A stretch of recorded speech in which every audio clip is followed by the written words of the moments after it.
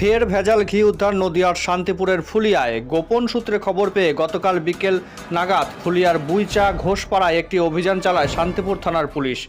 জানা যায় সেখান থেকে প্রায় ২৬০০ কেজি ভেজাল ঘি এবং প্রায় ৪০০ লিটার রিফাইন তেল উদ্ধার করে পুলিশ, যার বাজার মূল্য আনুমানিক প্রায় ২০ লক্ষ টাকা।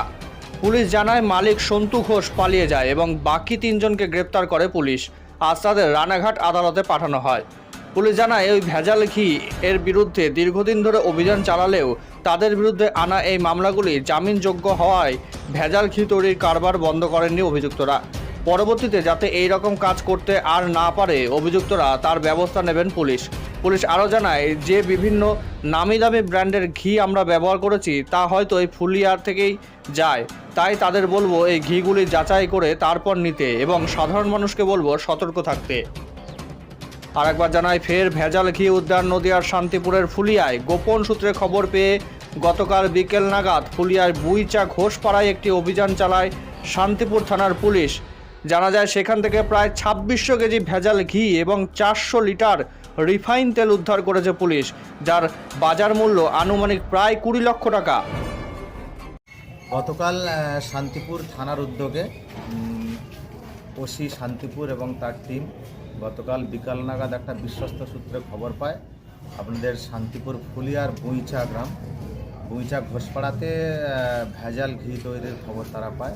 সেখানে ওসি শান্তিপুর এবং এখন যিনি সিআই শান্তিপুর আছেন উনি ইনচার্জ আছেন, তো টিম নিয়ে সেখানে রেড করে।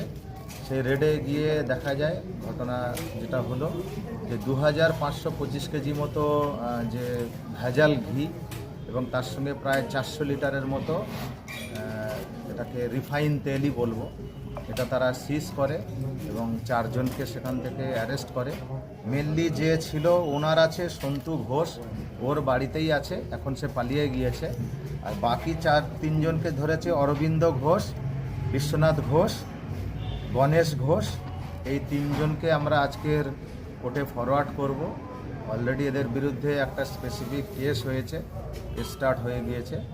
একটা জিনিস আরও আমি ক্লিয়ার করে দিতে চাই, এই দীর্ঘদিন ধরে এত পুলিশি রেড হচ্ছে, তারপরেও যে এইভাবে শান্তিপুরের এই ফুলিয়ায় যে ভেজাল ঘি প্রস্তুত করছে যে সমস্ত ঘোষ যারা এটা তৈরি করে, তো এবং সেখানে আরও যেটা তদন্ত করে দেখা যাচ্ছে এরা বিভিন্ন রকম দেশের নামি দামি ব্র্যান্ডের ঘি প্রস্তুতকারী সংস্থাকে এরা এই সমস্ত ভেজাল ঘি তারা সাপ্লাই দিচ্ছে এবং তারা সেইখানে আমরা ঘি মানে নামে আদপে আমরা কি খাচ্ছি, বিশেষ করে যেটা সবথেকে সমস্ত রকম কাজে লাগে, এখন তো বিরিয়ানির কাজে সবথেকে বেশি ঘি ব্যবহার করে সাধারণ মানুষ, এগুলো খাচ্ছে ঘিয়ের নাম করে। তো একটু সবার উদ্দেশ্যেই আমার এটা বলা যে আমরা ঘিয়ের নামে যা খাচ্ছি সেটা আদপে কি খাচ্ছি একটু ভাবনা চিন্তা করবেন। আর বিভিন্ন নামি দামি কোম্পানি এই যে ফুলিয়ার থেকে ঘি সাপ্লাই হচ্ছে তার মান যাচাই না করে কিভাবে তারা এটা করছে, এটা বলবো একটু বিশেষভাবে যত্নশীল হলেই ভালো। কারণ যে সমস্ত নামি দামি ব্র্যান্ডের ঘি আমরা খাচ্ছি চোখ বন্ধ করে, আদপে সেই সব ঘি এই ফুলিয়ার এরাই সাপ্লাই দিচ্ছে। তো সে বিষয়ে একটু আমি আপনাদের মাধ্যমে সতর্ক করতে অনুরোধ করছি।